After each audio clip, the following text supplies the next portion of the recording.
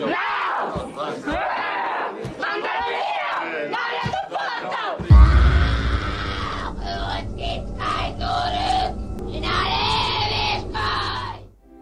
kerasukan sudah ada sejak ribuan tahun yang lalu tercatat dalam sejarah. Dan seiring berkembangnya ilmu pengetahuan, terutama di bidang medis, orang makin gak percaya atau skeptis dengan kasus kerasukan dan dunia supranatural. Banyak orang lebih mempercayai bahwa itu semua akibat gangguan medis. Tapi tidak sedikit juga yang mempercayai kerasukan sebagai gangguan supranatural, terutama di negara Konoha. Di video ini, saya akan berikan fakta-fakta yang mendukung dari dua kubu ini, yang percaya dan yang skeptis. Pada akhirnya, kalianlah yang menilai sendiri. Wahai para netizen yang dimuliakan, inilah dia fakta mengerikan tentang possession and exorcism.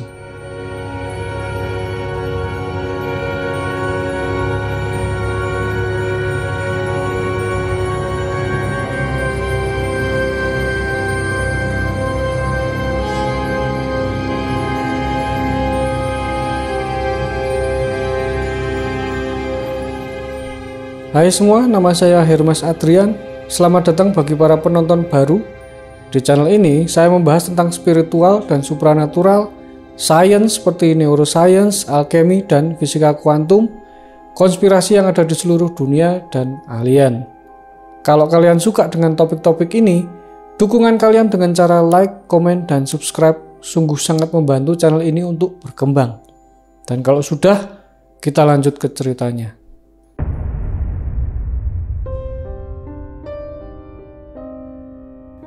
Anneliese Michel lahir dari keluarga Katolik pada umumnya dan punya kehidupan masa kecil yang normal.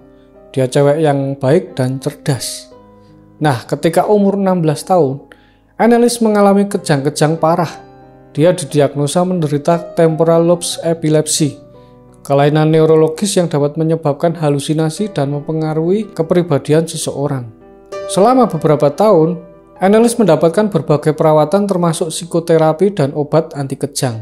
Tapi kondisinya tidak membaik, malah halusinasi dan kejangnya makin parah.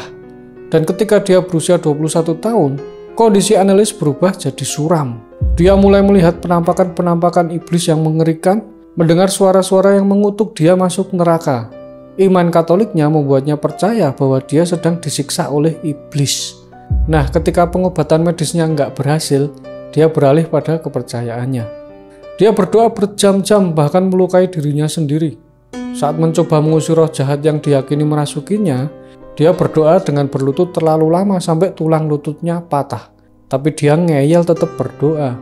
Akhirnya, ketika Anneliese berumur 23 tahun, keluarganya meminta bantuan gereja untuk melakukan ritual eksorsisme atau pengusiran setan. Selama 10 bulan ke depan, dia akan menjalani 16 ritual pengusiran setan yang pastinya melelahkan dan bisa berlangsung berjam-jam. Dan selama ritual, dia berteriak dan berbicara dalam bahasa asing yang belum pernah dia pelajari.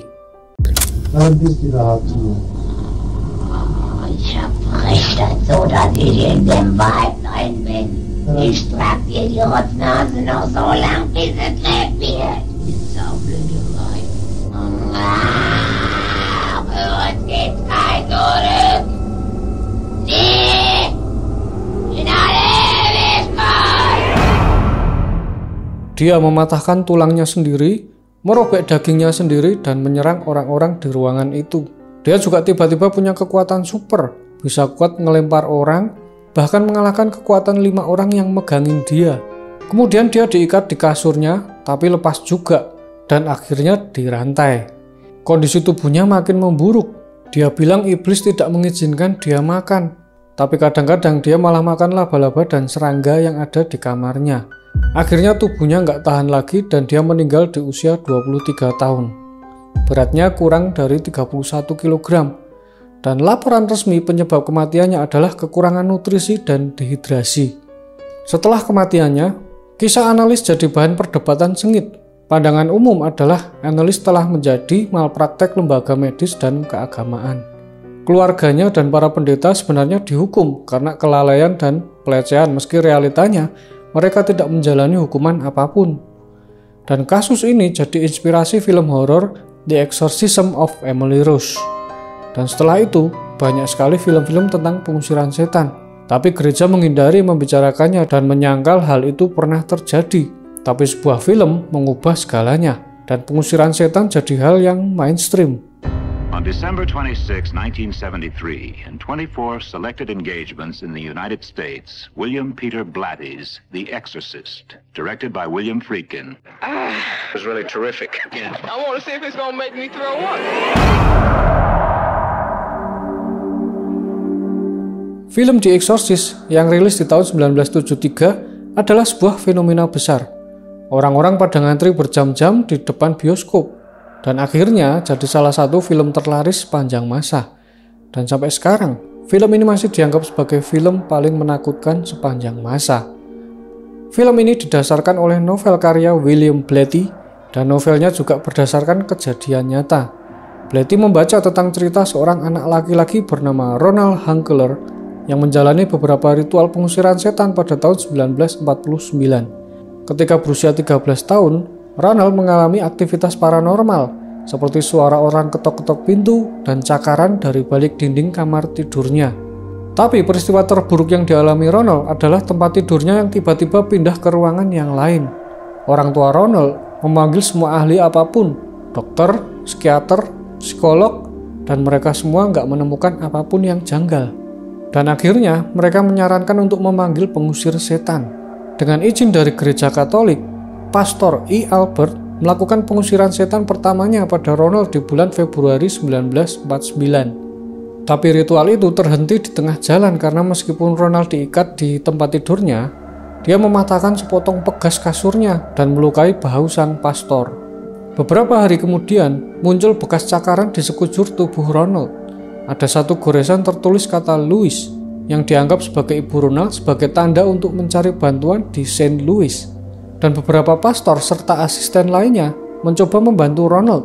Saksi melaporkan melihat goresan muncul di tubuh Ronald dan mereka melihat tempat tidurnya bergerak sendiri. Goresan muncul makin banyak di tubuh Ronald.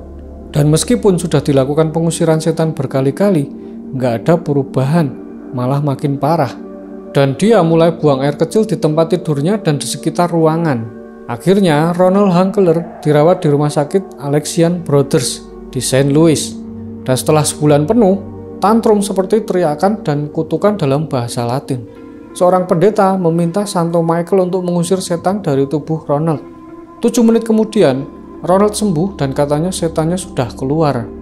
Dan setelah kejadian itu, Ronald menjalani kehidupan normalnya kembali. Malahan dia bisa jadi insinyur NASA dan bekerja pada misi Apollo dan pesawat ulang-alik. Identitasnya dirahasiakan selama bertahun-tahun. Seseorang temannya menceritakan bahwa dia hidup dalam kekhawatiran karena dia takut kalau rekan kerjanya tahu bahwa dia adalah anak laki-laki yang menginspirasi film The Exorcist. Ronald Hunkeler pensiun dari NASA pada tahun 2001 dan meninggal pada tahun 2020. Pada tahun sejak film tersebut dirilis, jumlah kasus kerasukan dan eksorsisme meningkat. Salah satu kasus paling mengerikan terjadi beberapa tahun lalu. Dan seperti kebanyakan cerita serupa, semuanya dimulai dengan lalat.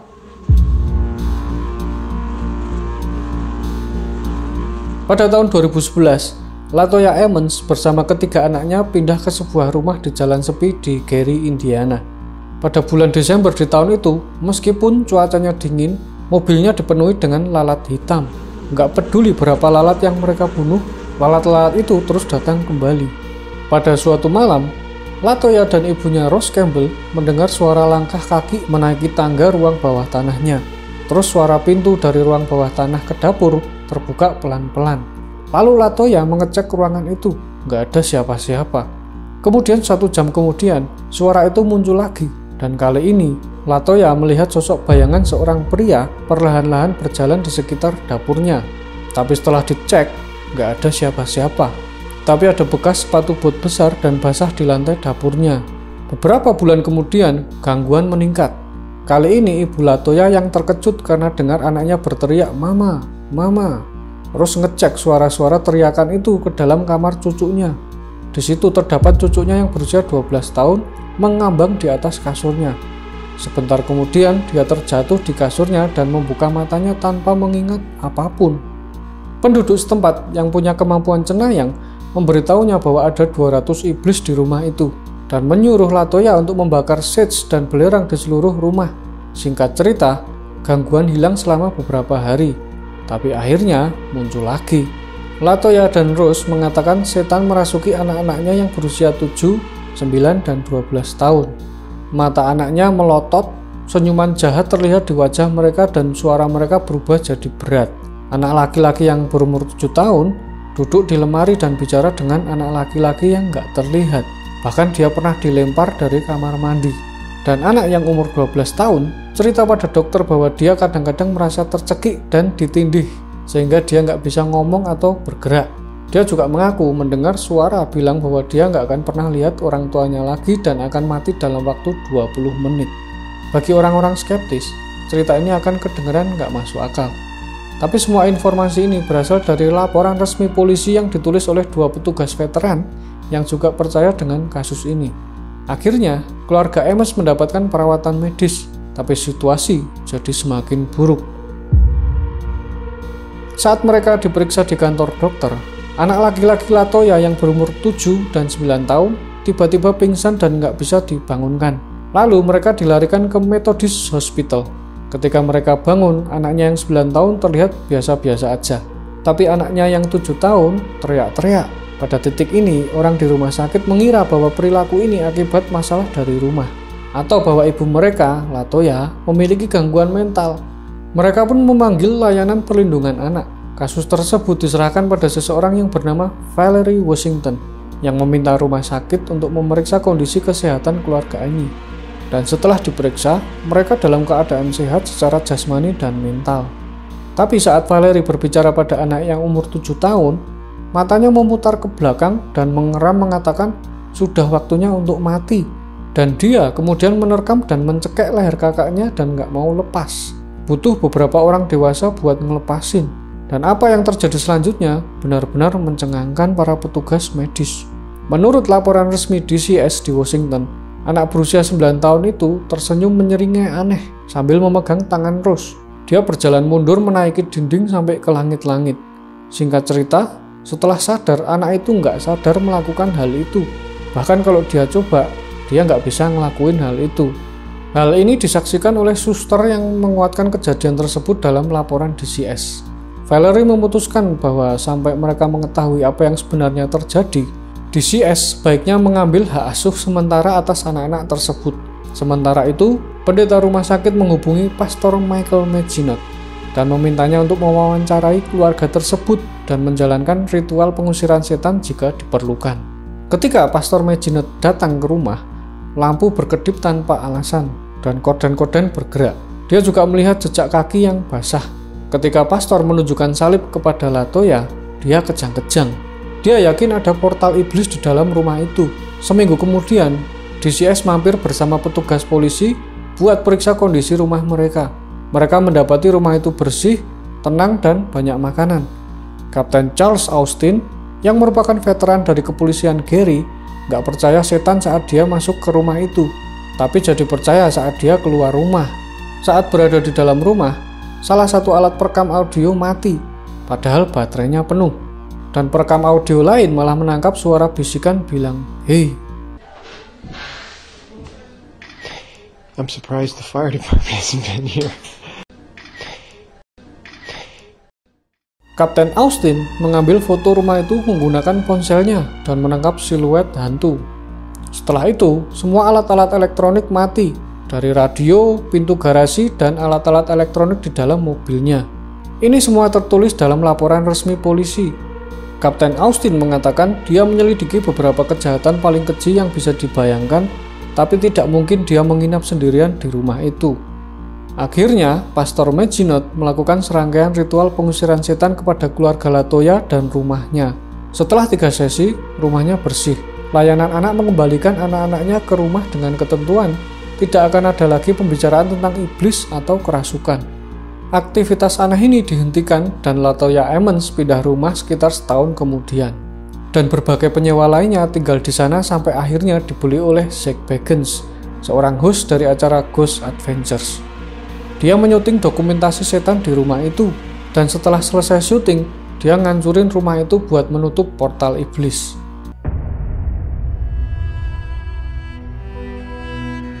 Pastor Gabriel Amorth, seorang pengusir setan Katolik yang dapat digambarkan sebagai pahlawan perang dalam pertempuran melawan iblis. Selama lebih dari 30 tahun, dia adalah ketua pengusir setan di Vatikan dan sudah melakukan ribuan pengusiran setan selama karirnya dan menulis beberapa buku terkait eksorsisme. Dia percaya bahwa kerasukan setan adalah fenomena nyata dan iblis secara aktif bekerja untuk menghancurkan iman orang-orang. Dalam film The Pope Exorcist, Russell Crowe berperan sebagai Pastor Amorth, dan kasus-kasus yang diceritakan di film ini diambil langsung dari tulisan Amorth sendiri. Pastor Amorth mengusir ribuan setan dari ratusan orang selama 30 tahun sebagai kepala pengusir setan. Sebelum seseorang bisa dipertimbangkan untuk pengusiran setan, mereka diwajibkan untuk menemui dokter dan psikiater terlebih dahulu.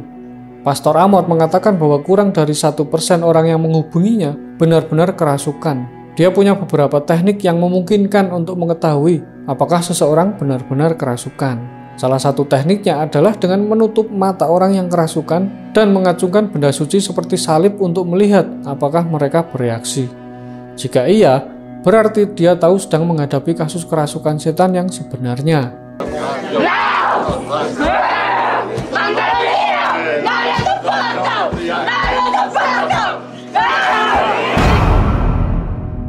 Ritual eksorsisme biasanya dilakukan di gereja atau tempat suci lainnya, dan hanya sedikit orang yang terlibat di ruangan tersebut. Pastor Amorth membawa seseorang asisten profesional yang membantu berdoa dan kadang-kadang bantu megangin. Bahkan keluarga dan teman juga kadang ikut hadir dalam ritual eksorsisme. Dan pada tahun 2016, Pastor Amorth mengizinkan William Friedkin untuk memfilmkan pengusiran setan pada seorang wanita muda yang bernama Christina.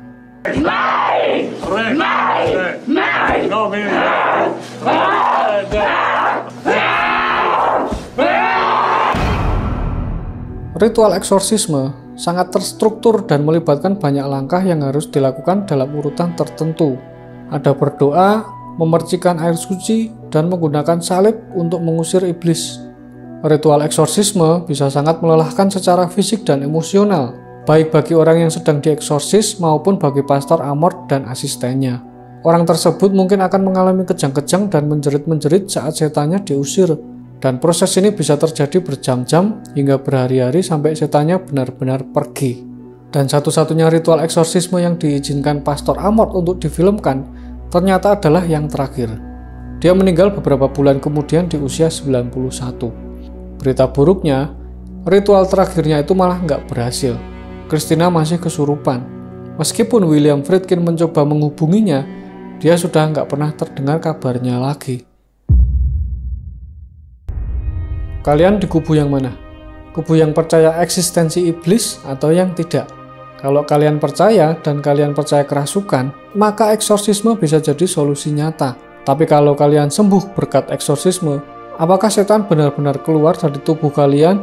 Atau kalian hanya percaya itu terjadi karena kalian percaya dengan keberadaan iblis? Kemudian dari kubu yang tidak percaya eksistensi iblis, mencoba menjelaskan kerasukan sebagai penyakit medis. Dan ini telah diperjuangkan oleh para profesional medis sejak lama. Orang yang mengaku kerasukan menunjukkan gejala-gejala seperti epilepsi, skizofrenia, gangguan kepribadian ganda, bipolar, dan lain-lain. Tapi pengobatan dan terapi yang biasa digunakan untuk mengobati penyakit ini seringkali nggak berhasil. Kerasukan sekarang diakui dalam DSM, khususnya sebagai Possession Trance Disorder atau PTD, sehingga dokter modern tidak berpikir sedang berhadapan dengan setan. Tapi para dokter mengaku ada sesuatu yang terjadi pada beberapa orang yang tidak dapat mereka jelaskan.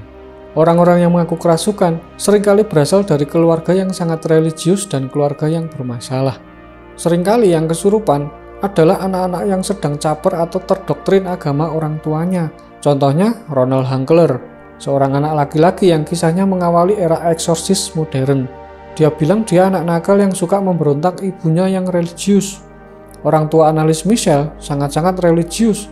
Jika Anneliese menderita skizofrenia atau gangguan kepribadian ganda, ini bisa bermanifestasi mirip kerasukan. Doktrin menjadi nyata. Dan ingat, Anneliese didiagnosa menderita epilepsi. Dia juga diberi resep antipsikotik. Ketika dia berhenti minum obatnya, kondisinya makin memburuk. Kubu religius akan mengatakan kondisi ini disebabkan oleh iblis yang merasukinya. Kubu skeptis akan mengatakan dia hanya sakit mental dan kerasukannya hanyalah manifestasi dari doktrin agamanya yang kuat. Tapi nggak ada yang bisa mengatakan dengan pasti. Latoya Emmons juga sangat religius dan sangat percaya tahayul, di mana kebanyakan orang akan berkonsultasi dengan dokter. Dia malah memilih konsultasi ke paranormal. Anak-anaknya juga dibesarkan dengan keyakinan bahwa kerasukan itu nyata. Dan juga saat kerasukan itu dimulai, Latoya Emmons terlambat membayar sewa dan dia bilang nggak bisa bayar karena iblis. Padahal pemilik rumah mengatakan tidak ada penyewa sebelumnya dan setelahnya yang tinggal di rumah itu melaporkan sesuatu yang aneh. Yang akhirnya rumah itu dibeli oleh Zak Bagans dari Ghost Adventures dan menghancurkannya. Yang kemungkinan besar bukan untuk menutup portal iblis, tapi buat menaikkan traffic acaranya. Semua saksi dalam kasus ini termasuk Kapten Austin yang akhirnya jadi percaya taghayul dan aktivitas paranormal. Jadi mereka cenderung untuk mempercayai cerita ini dan mereka juga suka uang.